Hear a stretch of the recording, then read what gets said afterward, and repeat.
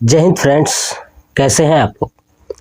I hope आप लोग अच्छे होंगे और मस्त होंगे।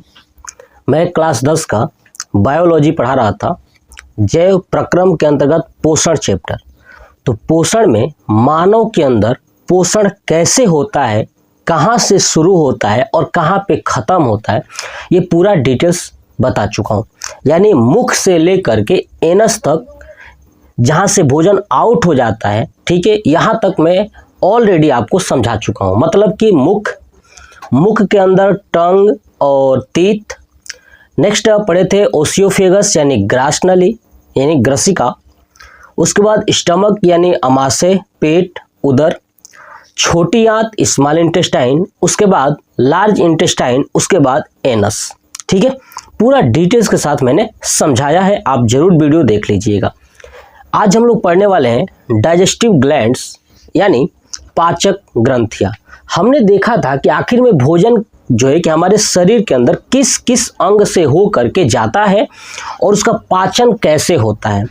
अब हम लोग ये पढ़ने वाले हैं कि पाचक ग्रंथियां यानी कुछ ऐसे शरीर के अंदर ग्रंथियां हैं जो भोजन को पचाने में मदद करती हैं। आ रहा समझ में ना, कुछ ऐसी ग्रंथियां हैं, है ना, जो भोजन को क्या करती हैं, पचाने में मदद करती हैं। वही होता है पाचक ग्रंथियां यानी डाइजेस्टिव ग्लैंड्स। तो डाइजेस्टिव ग्लैंड्स तो बहुत सारी हैं, ठीक है, कि मुख के अंदर भी कुछ डाइजेस्टिव ग्लैंड्स हैं, पेट के अंदर भी डाइजेस्टिव ग्लैंड्स हैं, और छोटी आंत में भी है और बड़ी आंत में भी है, और पेट के पास में भी है जिसे लीवर बोलते हैं, और पैनक्रियाज यानी अग्नाशय बोलते हैं। ये भी क्या है, डाइजेस्टिव ग्लैंड्स है। तो मैं चीज़ें जब पढ़ा रहा था तो भी आपको मैं कुछ चीज़ें समझा चुका था कि पेट के अंदर कौन सी ग्लैंड्स होती हैं। मैंने समझाया था कि गैस्ट्रिक ग्लैंड्स होती हैं जो गैस्ट्रिक जूस का निर्माण करती है। किसका? गैस्ट्रिक जूस का।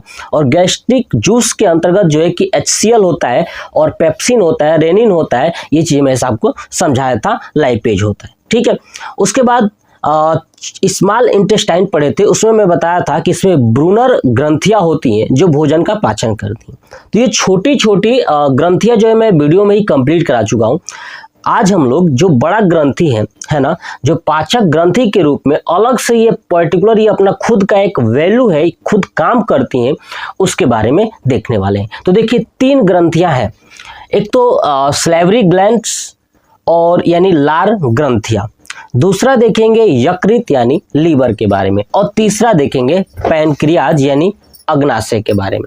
यानी टोटल मेनली ये 3 ग्रंथियां हम लोग पढ़ने वाले हैं जो भोजन को पचाने के लिए ये अपना एंजाइम जो है कि रिलीज करती हैं, स्रावित करती हैं। बात समझ में आ गया।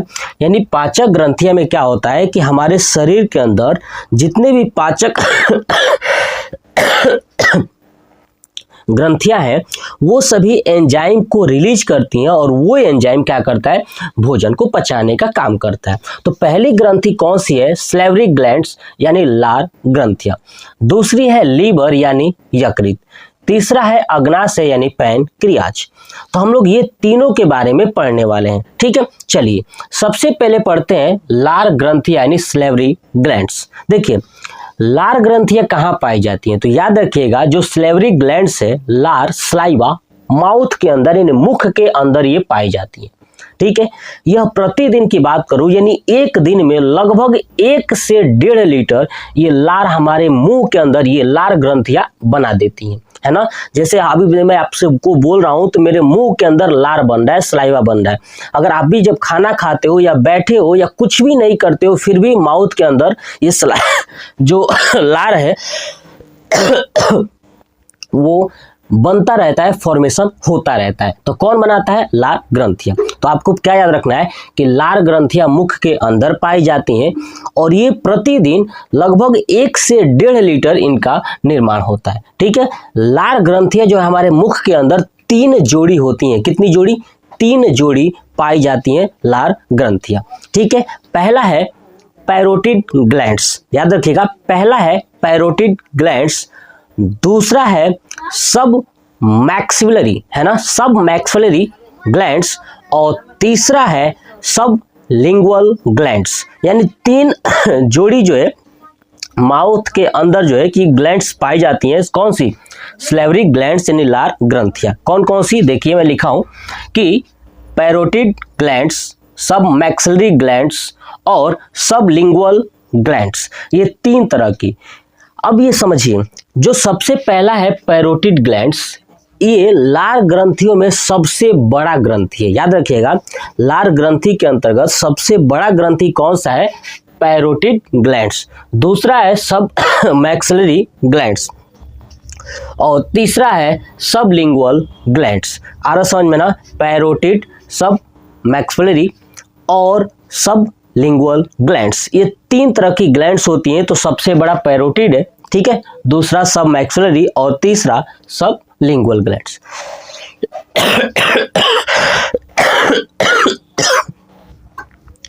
सॉरी, थोड़ी सी तबीयत खराब है। तो देखिए, अब ये जो ग्लैंड्स है ना, पैरोटिड ग्लैंड्स हमारे माउथ के अंदर होता है और यही पैरोटिड ग्लैंड्स जो है कि स्नेक, सांप के अंदर भी होता है।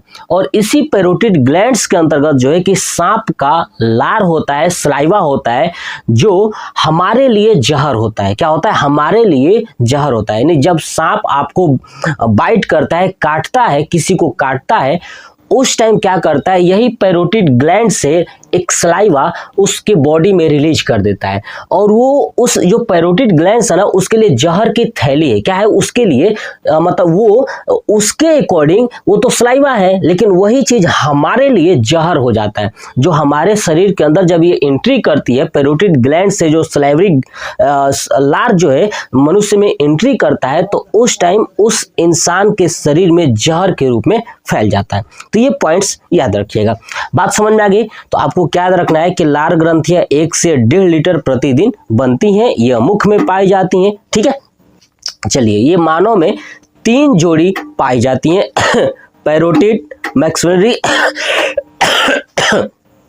यानी सब मैक्सिलरी और सब लिंगुअल ग्लैंड्स। चलिए, अब देखिए, जो मनुष्य है ना, मनुष्य के अंदर ये जो 3 जोड़ी जो ग्लैंड्स है, ठीक है ना, इन तीनों जोड़ी ग्लैंड्स में ये 4 तरह से एंजाइम निकलते हैं। कितने? 4 तरह के एंजाइम निकलते हैं। एक तो लाइसोजाइम, टाइलिन, डाइस्टेज और म्यूलिन। 4 तरह की लाइसोजाइम, टाइलिन, डाइस्टेज और म्यूलिन, ये 4 तरह की एंजाइम निकलती हैं। जो लाइसोजाइम एंजाइम होता है ना, जब हम भोजन ग्रहण करते हैं तो भोजन के अंदर जो भी कीटाणु होते हैं, वो यही एंजाइम लाइसोजाइम क्या करता है? कीटाणुओं को मारने का काम करता है। यही आपने देखा होगा कि छोटे जो बच्चे होते हैं, छोटे बच्चों में बहुत ज़्यादा लाइसोजाइम का निर्माण होता है, क्योंकि छोटे बच्चे ना इतने खचड़ा होते हैं सब कि कोई भी चीज़ उठा के मुंह में लगा लेते हैं। कोई भी चीज़, मिट्टी हो वो भी खा लेते हैं, लकड़ी हो वो भी मुंह में डाल लेते हैं। तो उसके अंदर भगवान ने क्या किया है कि लाइसोजाइम जो एंजाइम है सलेवरी ग्लैंड्स का, वो बहुत ज़्यादा निर्माण करते हैं ताकि ये कीटाणुओं को मार सके और बच्चों को रोगों से रक्षा किया जा सके। तो याद रखिएगा, लाइसोजाइम एंजाइम क्या करता है कि कीटाणुओं को मार देता है। ये अगर मैं बात करूं तो आपने देखा ये टॉन्सिल है ना, टॉन्सिल पीछे लटका हुआ, उस टॉन्सिल से ही ये लाइसोजाइम एंजाइम जो है कि बाहर की तरफ रिलीज होती हैं, जो कीटाणुओं को मारने का काम करती हैं। नेक्स्ट आता है टाइलिन और डाइस्टेज। देखिए, अगर मैं बात करूं इन चारों एंजाइम में, है ना, लाइसोजाइम, टाइलिन, डाइस्टेज और म्यूलिन, इन चारों एंजाइम में सबसे ज्यादा जो एंजाइम है ना, वो पाया जाता है टाइलिन। क्या पाया जाता है? टाइलिन। तो देखिए, टाइलिन और डाइस्टेज, ये एंजाइम क्या करता है कि जो हम भोजन ग्रहण करते हैं, ठीक है ना, भोजन ग्रहण करते हैं मंड या स्टार्च के रूप में, उसको कार्बोहाइड्रेट में कन्वर्ट कर देता है। किसमें? कार्बोहाइड्रेट में कन्वर्ट कर देता है। कौन कौन? तो डाइस्टेज और टाइलिन, ठीक है।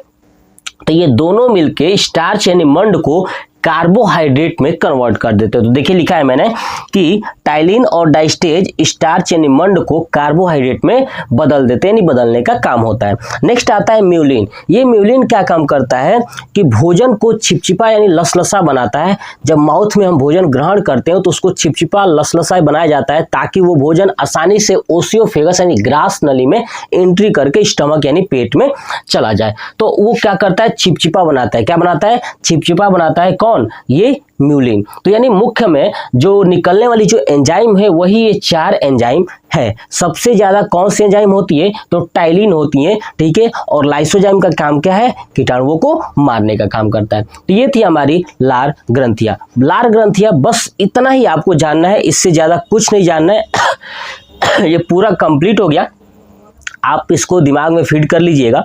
उसके बाद नेक्स्ट वीडियो में मैं लेके आऊंगा लीवर यानी यकृत के बारे में। उसके बाद नेक्स्ट पार्ट में पढ़ लेंगे अग्नाशय। उसके बाद ये पाचक ग्रंथि यानी डाइजेस्टिव ग्लैंड्स पूरा कंप्लीट हो जाएगा।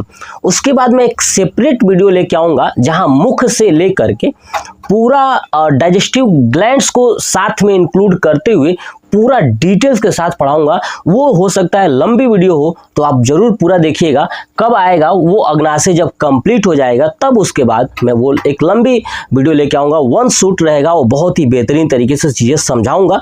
जो स्टूडेंट्स कंपटीशन की तैयारी कर रहे होंगे ना, उनके लिए भी सबसे बेस्ट होगा। और सबसे मजेदार ये होगी कि आपको एक कहानी के रूप में समझाऊंगा। और सबसे इंपॉर्टेंट ये कि जिस चीज को आप कहानी के रूप में समझ जाओगे ना, वो कभी चीजें भूलोगे नहीं। आई बात समझ में? ठीक है, चलिए तो इसका स्क्रीनशॉट ले लीजिए और कमेंट बॉक्स में कमेंट करके जरूर बताइएगा कि आप लोगों को कैसा लगा। ठीक है, जय हिंद।